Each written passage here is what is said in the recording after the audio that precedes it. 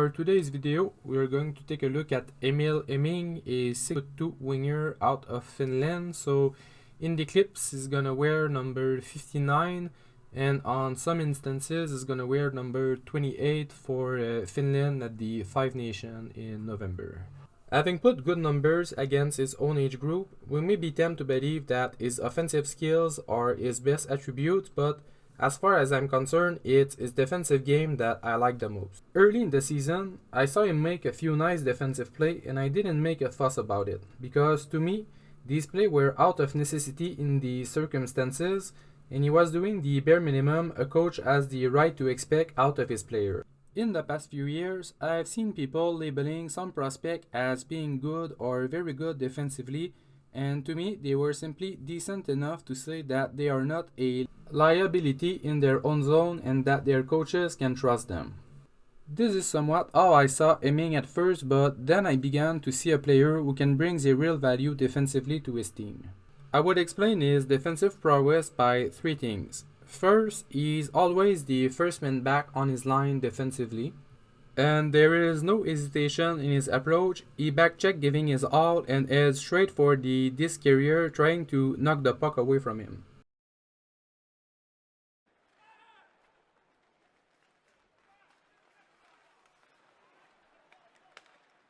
Secondly, he makes good read, recognizing well the situation where one of his defensemen is about to pinch by immediately going to cover his position regardless of the zone. And finally, he has mastered the subtleties of how to properly clog the neutral zone for the puck carrier by putting enough pressure on the ladder while blocking a possible passing option. The Finnish winger's prowess without the puck doesn't just stop in a defensive context. He is also very good at applying pressure in various situations on the puck carrier.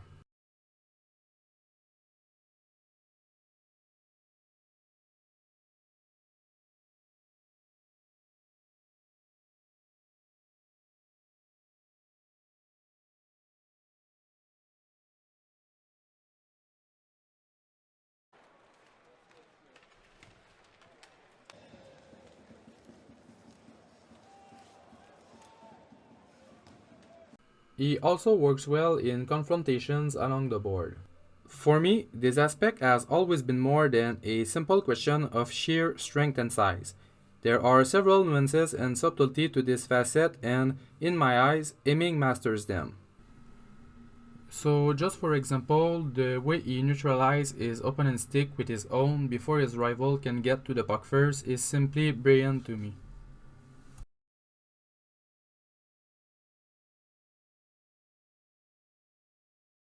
To conclude with Emil's play without the puck, I also appreciate the way he arrives first on loose puck.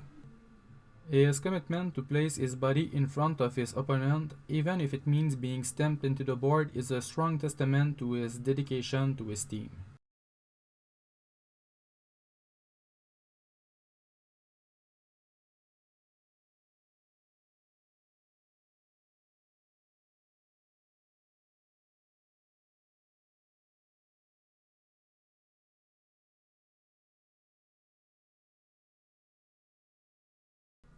Offensively, it is above all for his shooting that Emil is recognized. It's rather unusual to describe the quality of a player's shot as inconsistent, but that's what I observed with the Finnish player. In the past, I had somewhat of the same observation with Xavier Bourgault, Victor Neutchev, and even Axel Sandin-Pellikka last season. I was surprised to note while reviewing all the clips that I had on him this season that there is a huge disparity between the number of shots taken at even strength and the number of shots taken on the power play. So the number of shots at 5-on-5 is largely insufficient for me in his case.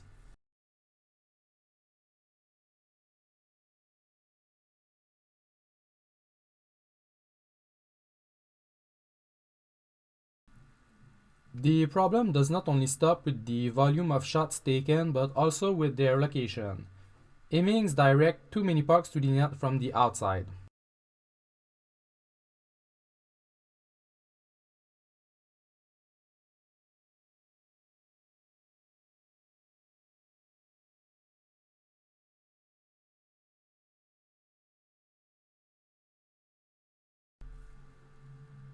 The most worrying thing is that if you take away Emil's goal scoring ability, his offensive game doesn't have much else to offer. His playmaking skills are very slim.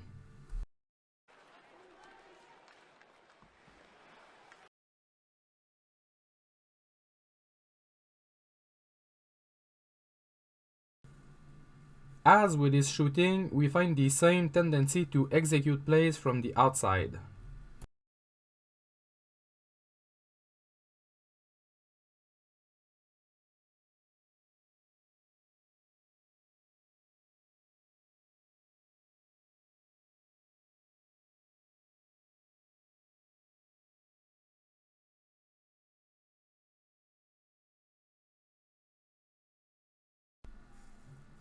In fact, one of the ways Emil uses the most to create scoring opportunities for his teammate is to shoot low on the goalie's pad to create rebound in the slot.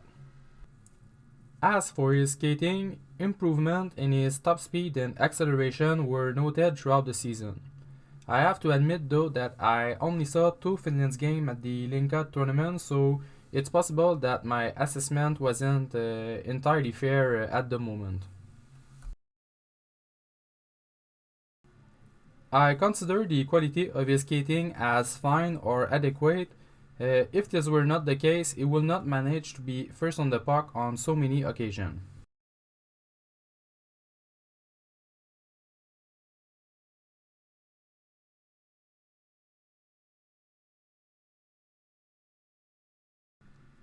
It's particularly at the start of the season that I had a lot of reservation with aiming skating due to a lack of agility. On several occasions, he tried to get away from an opponent's coverage with what we could call stutter steps. So, movements where he make hesitation in opposite direction to leave a doubt in his opponent's head as to which direction he will take. Problem is that his timing between said hesitation were way too slow, and also aiming lost speed when going from one direction to the other, so he had absolutely no chance to get rid of his opponent.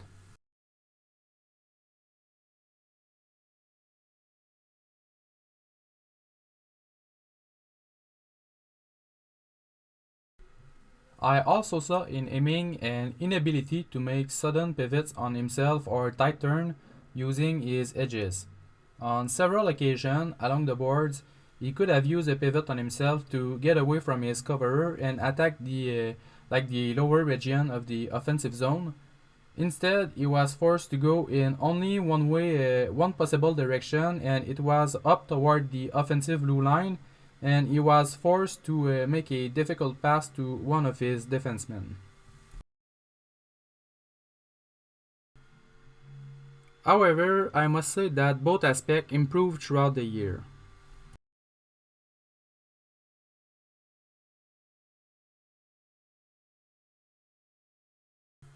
The Finnish winger has good hands and can exhibit a style of play that is very pleasant to the eyes.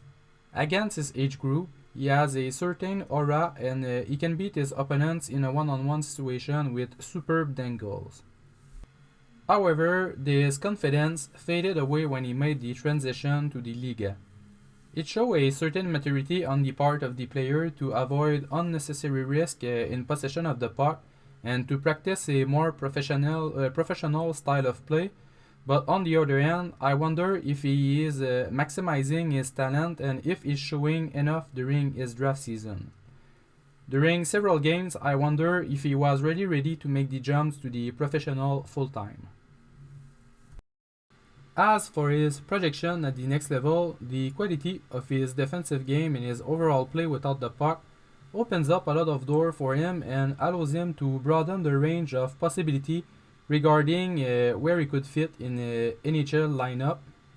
For an offensive player who exhibits a lot of electrifying flashes with the puck against his own age group, the probability of seeing him fill a lesser role on a third line in the worst case scenario is very present. And hats off to him on that, but that being said, his offensive game is not high enough for me to anticipate seeing him play on a top 6 role in the NHL. Mainly for the lack of playmaking, all the shots coming from the outside, and also his tendency to stay on the perimeter. So I see more of a third liner in him, which in itself it's pretty good, but I must add that it's a third liner coming from Europe who doesn't necessarily advocate the most physical style of play and stay rather on the perimeter. So it's not the most in-demand commodity for the NHL GMs, this kind of player. And if we take a look at teams that make deep run into the playoff, we don't necessarily find this archetype of players. Although I like some aspect of his game, to me he is a player who could be frustrating for his team's fanbase. Since he kinda looks really appealing when he has the puck on his stick, one could believe that a surge of production will come with him at one point or another, but I don't think that it will happen. So for me at the moment, he's more at the tail end of my first round, but I will wait to see how he will do against his own age group at the end of the season at the U18. So anyway, that's it for this video, and next one is going to be on Sacha Boisvert.